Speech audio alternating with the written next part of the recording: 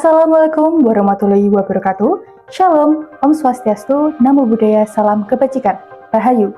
Sugeng enjing para pamirsa ingkang bagya mulya. Samenika kepanggih malih kalian siaran pawarta saking kelompok 3. Samenika kula badhe nglapuraken kahanan wonten ing Museum Dewantara Kirtikriya ingkang manggen wonten ing margi Taman Siswa.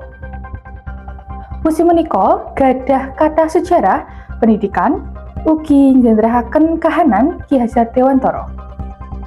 Salajengipun kita badhe sesambetan kalian reporter lapangan. Sugeng enjing, samenika kula sampun wonten ing Museum Dewantara Kirtikriya. Museum menika aktif ngawontenaken program pendidikan saha budaya. Museum menika gadah peran wigatos kangge pendidikan ingkang basisipun budaya. Wonten mriki kula badhe ngandharaken kahanan wonten ing museum menika. Museum Dewantara Kirtikriya mapan wonten ing Kompleks Majelis Luhur Taman Siswa, Jalan Taman Siswa nomor 321 Yogyakarta. Tanggal 11 Oktober 1969, Kinayono nampi serat saking Ki Hajar Dewantara ingkang paring motivasi supados dalemipun Ki Hajar Dewantara dipun ginakaken dados museum. Sejarah Museum Pendidikan salebeting Museum Dewantara Kirtikriya gegayutan sanget kalian sosok Ki Hajar Dewantara minangka Bapak Pendidikan Nasional Indonesia. Boten namung arupi benda sejarah, ananging ugi papan pameran lan nama museum menika ingkang merepresentasikan perjuangan pendidikan nasional. Museum menika njlentrehaken koleksi tilaranipun Ki Hajar Dewantara ingkang nyerminaken perjuangan saha jalan pendidikan piyambakipun. Museum menika ugi dados monumen ingkang negesaken wigatosipun pendidikan kangge kemandirian lan pembangunan bangsa. Ada koleksi apa aja yang mencerminkan tentang pendidikan itu sendiri? Koleksi yang mencerminkan pendidikan di dalam museum ini ada gelar pahlawan Ki Hajar Dewantara, dan disitulah Ki Hajar Dewantara itu diangkat menjadi pahlawan nasional. Nah, di ruang ketiga itu menceritakan tentang kerja beliau, dan juga di situ ada gelar pahlawan beliau. Nah, gelar pahlawan itu sangat-sangat luar biasa yang mempunyai makna, di mana di masa hidup Ki Hajar Dewantara itu memang beliau melarang foto-foto Ki Hajar itu ditempelkan, dipajangkan di setiap sekolah.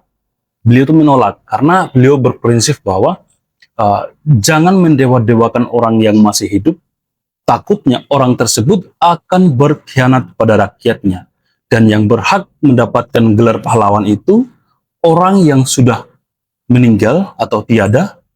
Orang tersebut tidak akan berkhianat lagi. Itu salah satu pesan dari gelar pahlawan Ki Hajar Dewantara di ruangan ketiga, dan itu sangat luar biasa bahwa memang setelah beliau masih hidup itu memang ada surat perintah dari pusat berkeinginan bahwa Ki Hajar Dewantara segera dijadikan pahlawan nasional, tapi beliau itu menolak. Dan tepat di tahun 1959, di 26 April tahun 1959, Ki Hajar Dewantara itu meninggal, dan resmi ada surat perintah dari pusat bahwa mengangkat Ki Hajar Dewantara menjadi pahlawan nasional, sehingga 2 Mei saat ini kita memperingati Hari Pendidikan Nasional. Beliau meninggal di usia yang ke-70 tahun. Kenapa museum ini dianggap penting sebagai sebuah perjuangan dari Ki Hajar Dewantara sebagai pahlawan pendidikan nasional?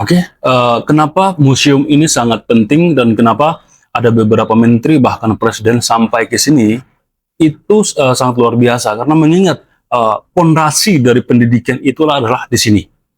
Ki Hajar Dewantara, pondasi dari pendidikan itu berada di sini. Asal usul pendidikan itu berasal dari sini. Dan ketika Ki Hajar Dewantara dibuang ke Eropa tahun 1913 sampai 1919, di sana mulailah Ki Hajar Dewantara berjuang, di mana perjuangan pertama Ki Hajar Dewantara itu lewat politik, jurnalistik. Dan setelah Ki Hajar Dewantara sampai di Eropa, bersamaan dengan teman-teman beliau yang dikenal dengan 3 serangkai, pernah dengar? Iya. Yang dikenal dengan 3 serangkai ada Ki Hajar Dewantara, Cipto Mangunkusumo, dan juga Louis Dekker. ketiga tokoh itulah yang pertama kali dipenjara dan dibuang ke Eropa. Apa alasan memilih naskah di Taman Siswa ini untuk diteliti di Oke.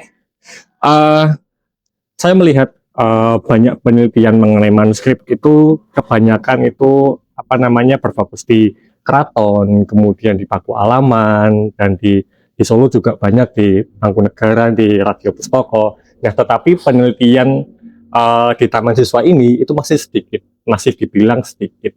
Dan ternyata di Taman Siswa ada banyak sekali manuskrip, ada 40-an lebih. Dan yang masih diteliti hanya beberapa, dan saya mencoba untuk mencoba untuk meneliti di sini, dan ternyata naskah-naskah di sini itu juga menarik-menarik.